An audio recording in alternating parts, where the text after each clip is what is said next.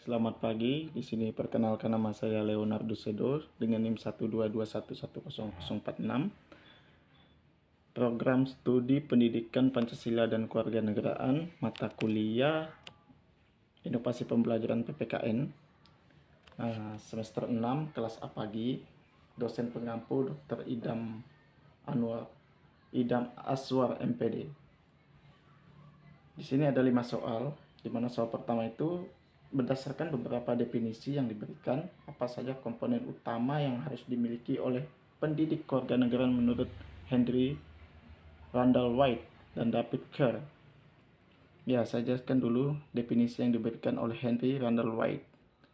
Pada tahun 1790, mendefinisikan pengertian PKN secara teoritis adalah sebagai ilmu tentang kewarganegaraan, hubungan antara manusia baik secara individual maupun kelompok maupun hubungan manusia dengan negaranya. Selanjutnya, menurut David Kerr dalam bukunya yang berjudul Citizen Education 1999 menyebutkan bahwa secara luas pendidikan kewarganegaraan adalah proses yang mempersiapkan pemuda atas peran dan tanggung jawabnya sebagai warga negara. Kerr juga mendefinisikan PKN secara khusus sebagai materi mencakup proses pendidikan dan pengajaran dalam proses persiapan pemuda untuk menjadi warga negara. Yang kedua itu adalah berikan 3 contoh inovasi dalam pembelajaran pendidikan kewarganegaraan. Itu berikan contoh.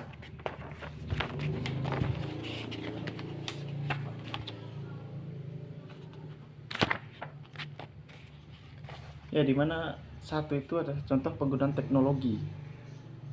Di sini pembelajaran bisa pembelajaran daring. Guru dapat menggunakan platform pembelajaran daring seperti Google Classroom, Moodle atau Schoology untuk memberikan materi pembelajaran tugas dan penilaian secara online. Ada simulasi dan game edukasi. Guru dapat menggunakan simulasi dan game edukasi berbasis komputer atau aplikasi smartphone untuk membantu siswa memahami konsep PPKN dengan cara yang lebih menarik dan interaktif. Media sosial.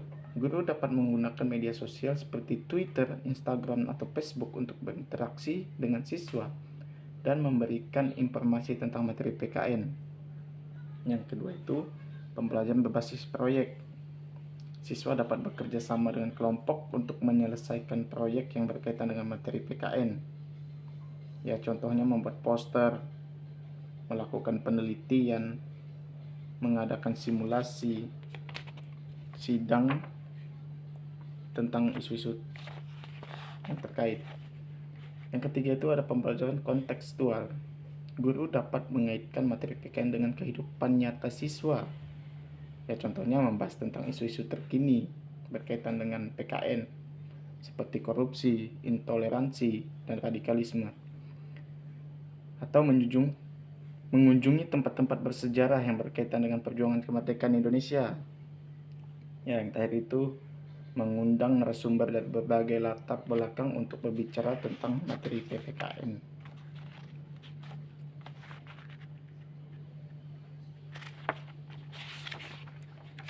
Lanjut, yang soalan yang ketiga itu bandingkan definisi inovasi menurut Joseph Schumpeter dan Rogers Eberts. Ya, di sini menurut Joseph Schumpeter, seorang ekonom Austria, inovasi itu merupakan proses yang melibatkan penciptaan atau penerapan ide-ide baru, produk-produk baru, atau cara-cara baru untuk memenuhi kebutuhan yang ada di masyarakat. Sedangkan Rogers Eberts, seorang sosiologi Amerika Serikat, mendefinisikan inovasi sebagai adopsi suatu gagasan praktik atau objek yang baru atau dianggap baru oleh individu atau kelompok tertentu.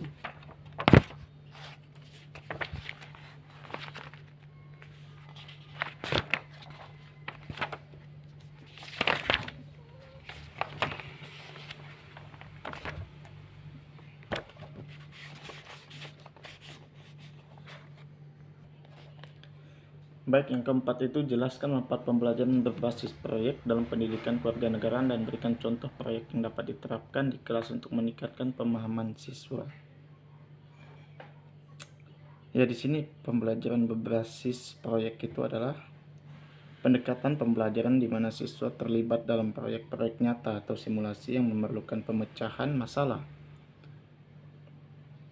Di sini bisa dengan kolaborasi dan penerapan pengetahuan serta keterampilan dalam konteks situasi yang relevan dengan kehidupan nyata. Dalam metode ini guru memberikan tantangan. Ya, contohnya itu guru memberikan tantangan atau proyek kepada siswa yang mengharuskan mereka untuk melakukan penelitian, perencanaan, pelaksanaan, dan evaluasi hasil proyek tersebut. Pembelajaran berbasis proyek ini menempatkan siswa sebagai subjek aktif dalam pembelajaran, di mana mereka tidak hanya menerima informasi dari guru, tetapi juga mengembangkan pemahaman mereka sendiri melalui pengalaman praktis.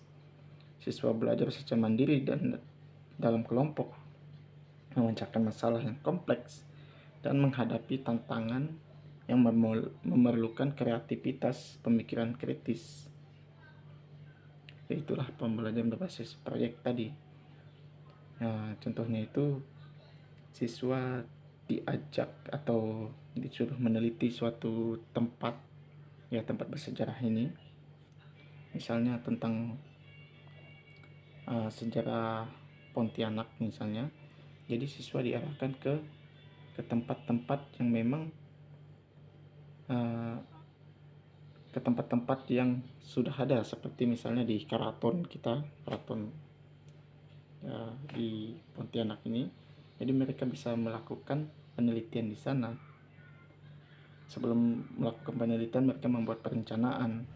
Setelah perencanaan sudah ada, mereka melakukan pelaksanaan dan langsung pergi di sana melakukan evaluasi. Ya. Lanjut, yang kelima itu adalah sebut dan jelaskan 2 metode penilaian autentik. Ya, penilaian autentik. Ya, penilaian autentik itu adalah penilaian portofolio. Metode penilaian mengumpulkan berbagai bukti pembelajaran siswa selama periode waktu tertentu. Bukti ini ya bisa tugas, ada jurnal, refleksi diri, proyek, dan karya lainnya. Ada juga penilaian kerja. Metode penilaian kerja ini adalah penilaian yang meminta siswa itu untuk mendemonstrasikan pengetahuan dan keterampilan mereka melalui tugas atau proyek yang realistis. Ya, baik, sekian dari saya. Saya ucapkan selamat pagi. Jika ada kesalahan kata, mohon dimaafkan. Sekali lagi saya ucapkan terima kasih.